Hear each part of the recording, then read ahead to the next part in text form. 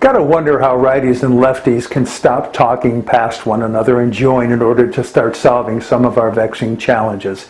Here's a key piece of what has to happen if we are to progress. First, some context. The pundits have consistently been either wrong or clueless about the reasons for Donald Trump's success at conniving support. Actually, he and all the Republican candidates, with the possible exception of Rand Paul, get righty support for some solid and important reasons. There are millions of Americans who feel disrespected and forgotten by their government and their country, and they are largely correct. For example, we are decades into supply-side economics that has abandoned them and stolen their American dream. They have had catastrophic lies shoved down their throats, and nobody in power is listening to them. The Republican presidential candidates play up to their anger, telling them that they're right and mouthing various forms of "screw you" at government, which is pretty much what all those people want to say to our government. These folks are supremely angry, and like most people who have been wronged, they want to hit back. Here's a metaphor for that. Think for a moment of the people you know who have gone through a messy and painful divorce.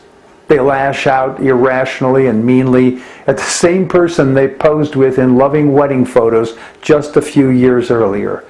They run up horrendous expenses and drain the savings just so that it hurts the other person, even as their actions hurt themselves. They feel wronged and want to hit back, regardless of the price they themselves must pay. Think people voting against their own interests.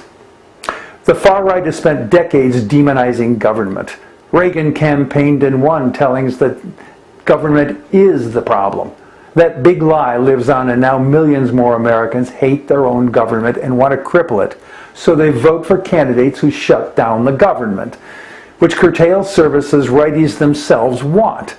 The Republicans go googly-eyed over national debt and screech their demands for lower taxes and small government, small enough to drown it in the bathtub.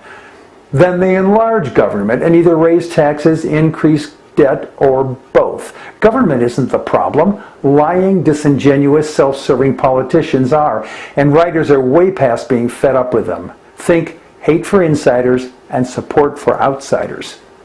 These emotionally charged righty voters do not and will not respond to logical arguments because they are consumed by fight-or-flight messages overwhelming their brains. That's what causes Trump rally attendees to assault protesters, chant Sieg Heil, and wave Confederate banners. Forget about appealing to these folks with talks of compassion. They have to be approached with a message they can hear, so the first step is to find a way for us to hear one another.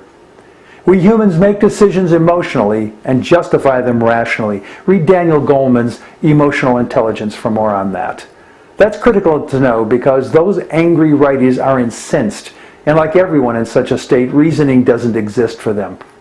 It's not that they don't want to hear or that they are tone deaf, it's that they cannot hear.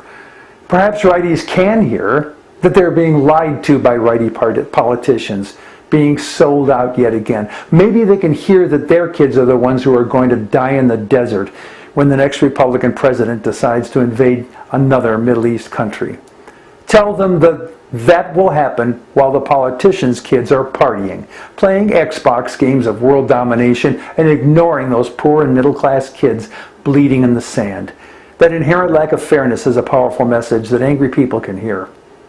It's possible righties will respond to hearing that if the Republican politicians have their way and revert health care to the way things were, that when they get cancer, nobody will care. They'll get minimal help and they will die in pain and way too young.